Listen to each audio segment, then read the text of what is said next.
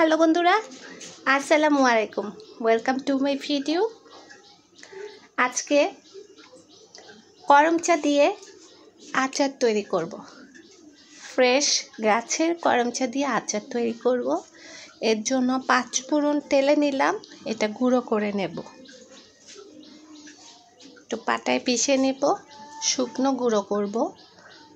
আর এখন একটু হালকা জিরা ভেজে নিচ্ছি, এই জিরাটাও গুঁড়ো করব। এখন একটা হাঁড়িতে পরিমাণ মতো সরিষার তেল দিয়ে দিলাম। সরিষার তেলের মধ্যে হালকা একটু আস্ত পাঁচফোড়ন দিয়ে দেব। এবার একটু শুকনো মরিচ দিয়ে দিলাম। আর তেলের মধ্যে পাঁচফোড়ন আর শুকনো মরিচের খুব সুন্দর একটা ফ্লেভার আসলো। এর মধ্যে আমি দিয়ে দেব একটু সরিষা পেস্ট, মানে সরিষা বাটা। তো এটা দিয়ে একটু ভালো করে নেড়ে চেড়ে তারপর হচ্ছে আদা রসুনের পেস্ট দিয়ে দেব। তো তেলের মধ্যে এটা দিয়ে ভালো করে নেড়ে চেড়ে নিচ্ছি। এ পর্যায়ে দিয়ে দিলাম ধনিয়ার গুঁড়া, মরিচ গুঁড়ো আর হলুদ গুঁড়ো সামান্য দিয়ে ভালো করে নেড়ে চেড়ে নিচ্ছি।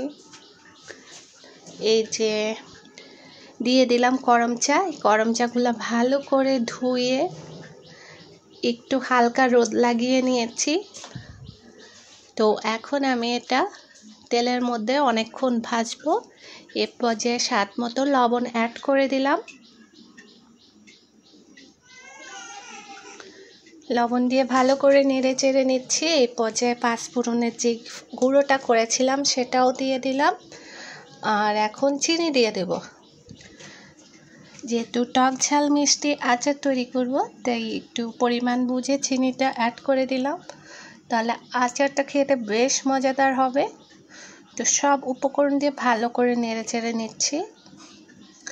তো এখন লাস্টে জিরার গুঁড়াটা দিয়ে দিলাম, খুব সুন্দর ফ্লেভার বের হয় লাস্টে যখন এই জিরার গুঁড়োটা দেওয়া হয়। তো আচারটা প্রায় হয়ে এসেছে, কিন্তু আমি ভালো করে নেড়ে চেড়ে নিচ্ছি। এটা কিন্তু একদম ভেঙে চুরে যাবে, কিছু কিছু আস্ত থাকবে, বাট একদম ভেঙে চুরে যাবে আচারটা। তো আচারটাকে ভালো রাখার জন্য এই পর্যায়ে আমি একটু ভিনেগার অ্যাড করে দিচ্ছি।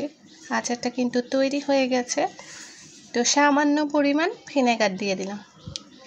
তো তারপরে দেখতে পাচ্ছেন আচারটা তৈরি হয়ে গেছে।